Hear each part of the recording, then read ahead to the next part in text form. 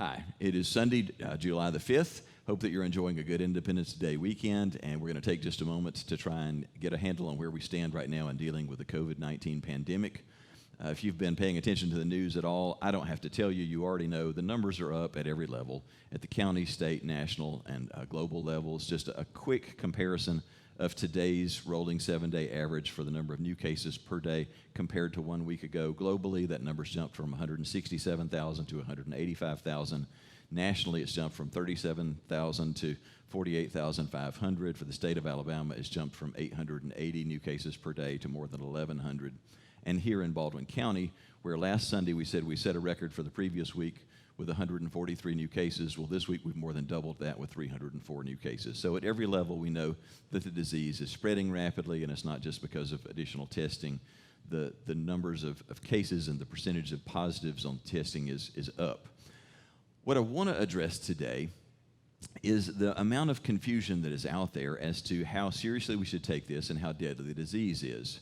You've heard, I'm sure, the same thing that I have in so many different forms, and it's all over social media, all the talk about how, oh, this has been so overinflated. The number of COVID-19 deaths is just so ridiculously beyond what's real that doctors are calling any and everything a COVID-19 death. Somebody can come in with a heart attack or they've been in a car accident and we call it a COVID-19 death.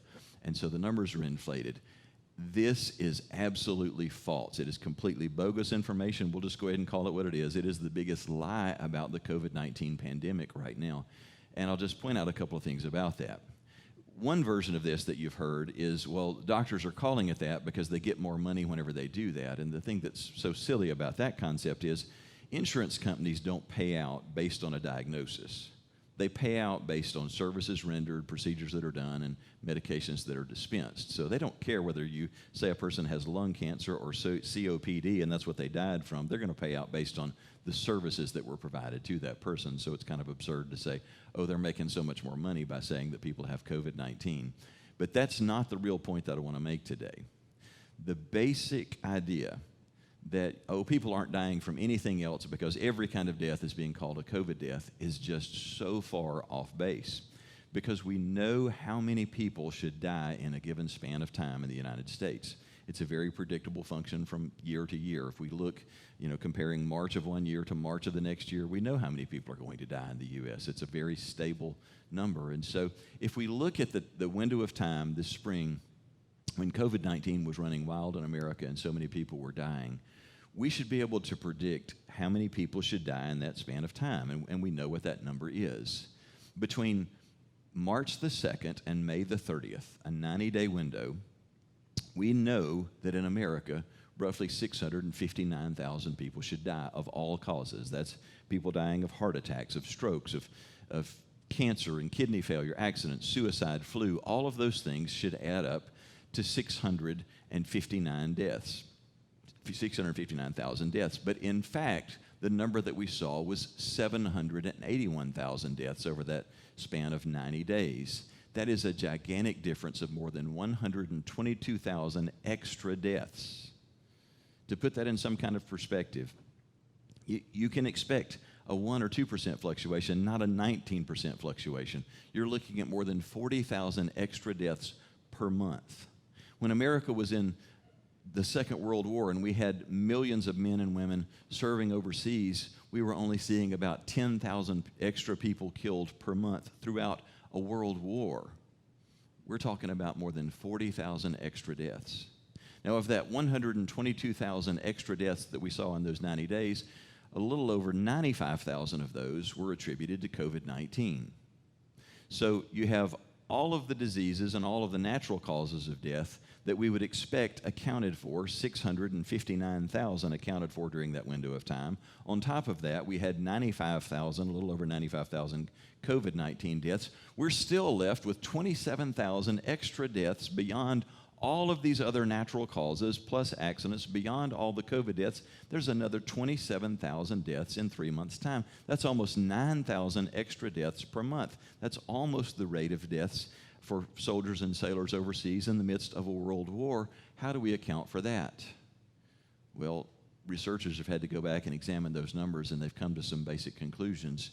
And the biggest couple are these. Number one, they've come to the conclusion that COVID-19 deaths are not being overreported, they're being underreported.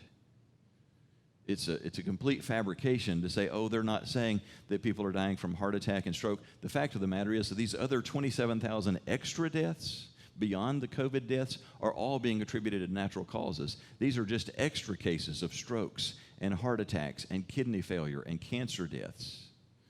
But we shouldn't have that many.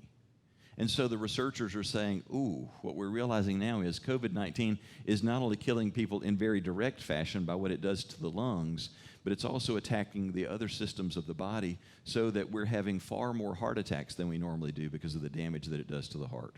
We're having far more stroke deaths and people who are impaired by strokes because it causes problems for the circulatory system. It's causing people who wouldn't have died yet of cancer to die now of cancer. And so we've got this really inflated number of total deaths in the United States.